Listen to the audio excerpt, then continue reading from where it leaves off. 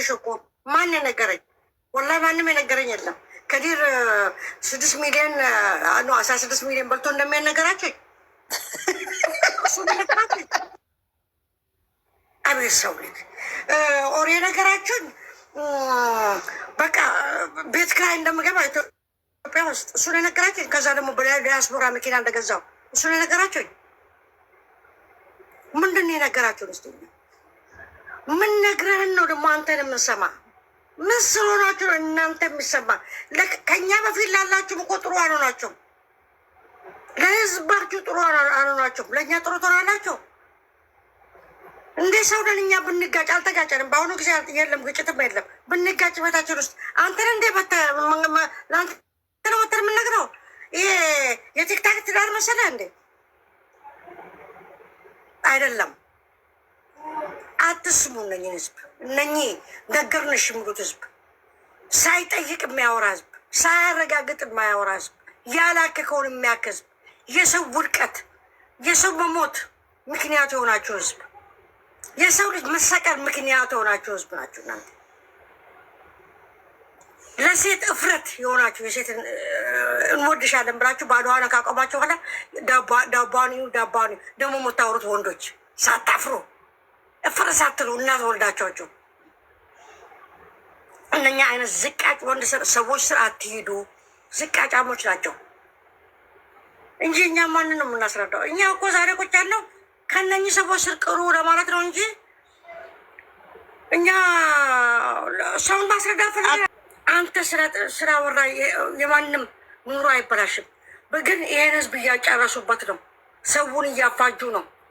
ተሰሚ ያላቸው ይላሉ። ደግሞ ምን ተሰሚ ያላቸው? የውሸት ተሰሚ ከስራቸው መቀጠል እንደነሱ አይነት እና ራሳቸውን እንድትቆጥቡ ነው ከእንደዛ አይነት ሰው ስር እንጂ የነገርናቸው እኛ ሰላም ብርክትክት። ደግሞ አንዳንድ ሰዎች መታቸው ስትጣሉ ከእኛ ሳይነግሩ እነሱ ካልተናገሩ ምትሉት እኛ ለማን ነው የምንናገረው? ኧረ የፈሩ ባላ አይባልም። አይ ዳቦና ሻይ እኮ አላያዝንም። ይሄ ፍላወር እኮ አይደለም። ፍራሩ ምጥሩ ፍራወር ታርልኝ ቃሊ ፍራወር ታርልኝ ኢልሊና ደርብ ከንጆሰን ሰኒሚ በርኮን አይደለም። አላህ አይለያየን። አላህ አይለያየን። ሞት ብቻ ነው የሚለየን። ሞታችንም አንድ ቀን ያርገው። ጆሮ መሰሙ ከሆነ ፍራ ቀጥልበት። አንድ ነገር በእናትህ ስለ ከዴ ቀጥልልኛል።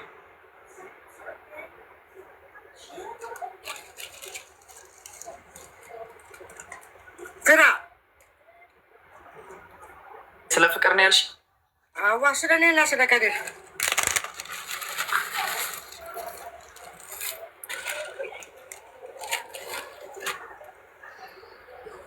እና ተቆጠቡ ራሳችሁ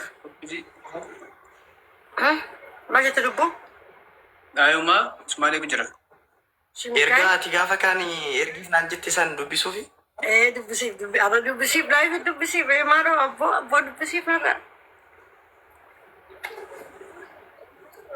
ሌቃሻይ እሺ ተዘጋጅ።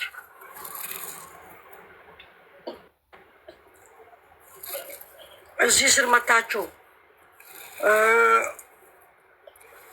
እኛንም አትወዱን ከሆነ መልስ ከፈለጋችሁ መልሰንላችኋል። እናሽቃብጣለን ካላችሁ ደግሞ አሽቃብጡ፣ በደንብ አሽቃብጡ። ቢቫ ዳይ ብለናል። ቀጥሉ እሺ።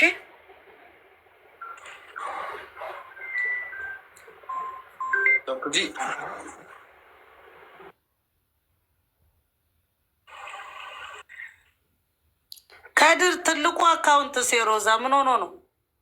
ዋርኒንግ ላይ ነው ሲጀመር። ምን ላይ እንደተሸወዱ ታውቃላችሁ? የራስን ነገር ሰው እንዴት ይዞ ይጠፋል? ግራ ነው እኮ የሚያጋ ሰው እንዴት የራስን ነገር ይዞ ይጠፋል? ደግሞ ስምኛል ምን እንዳለ ታውቃለች? ኮስተር ብሎ አካውንታንም ይዞ ነው የጠፋው። ለአካውንት ብርቁ የሆነ ሰው የምን አካውንት? የቲክታክ አካውንት ነው እኮ የሚለው። ወይ የራሱን ነገር ሰው ችጋራሞች። እስቲ አካውንት ደግሞ ይዞ የሚጠፋ ነገር ነው። እንኳን መኪናና ቤት እሷን ይዟት ጠፍቷል። እኔ ልጨምርላችሁ፣ እናቴን ወስዶብኛል። ክሰሱልኝ አባቴን።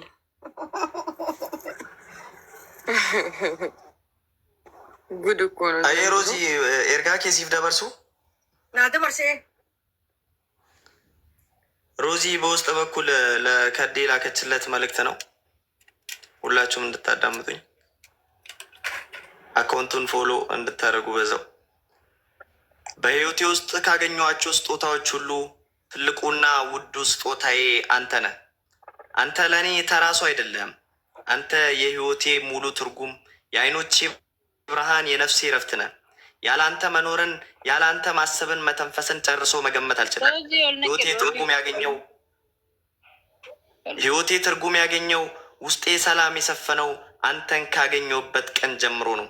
በሰው ፊት በኩራትና በክብር እንድቆም ያረከኝ፣ ደስታን ያለበስከኝ የልቤ ንጉሥ ነህ። ከአንተ በላይ ማንም የለኝም። ከአንተ በላይም ማንም በልቤ ውስጥ ስፍራ የለውም። ፈገግታን ባሰብኩ ቁጥር ውስጤ በደስታ ይሞላል። የአንተ መኖር ለእኔ ትልቁ ብርታትና መደገፊያ ነው። በዓለም ላይ ምንም አይነት አስቸጋሪ ነገር ቢያጋጥመኝ እንኳን አንተ ከጎኔ እንዳለ ሳስብ ሁሉንም ነገር የማሸነፍ ጉልበት ይኖረኛል። እስከ መጨረሻው የህይወቴ እስትንፋስ ድረስ ዓለም ቢናወጥና ቢለዋወጥ እንኳን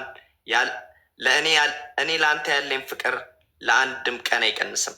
አንተን መውደድ ለእኔ የዕለት ተዕለት ህይወቴ ነው። እስከ ዘላለም ድረስ ከአንተ ጋር ለመኖር በአንተ ፍቅር ለመታጠብ ዝግጁ ነኝ። በጣም አፈቅርሃለሁ የኔ ሁሉ ነገር፣ የኔ ውድ ባል። በዚሁ አጋጣሚ ለአንተ ብዬ የገጠምኩት ግጥም አለና ከልብክ ስማልኝማ። አንተ ማለት ለእኔ የህይወቴ ትርጉም፣ ያላንተ መኖርን እኔ አላውቀውም። የአይኖቼ ብርሃን፣ የልቤ ምትነ፣ በምድር ላይ ስኖር ኩራት እኮ አንተ ነህ።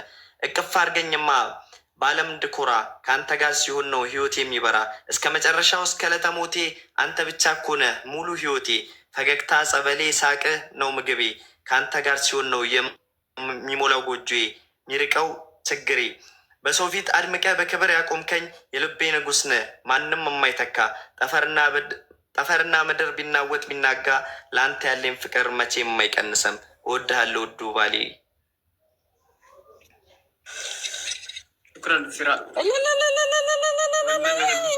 ድጋሚ ዳርኳቸው ዛሬ።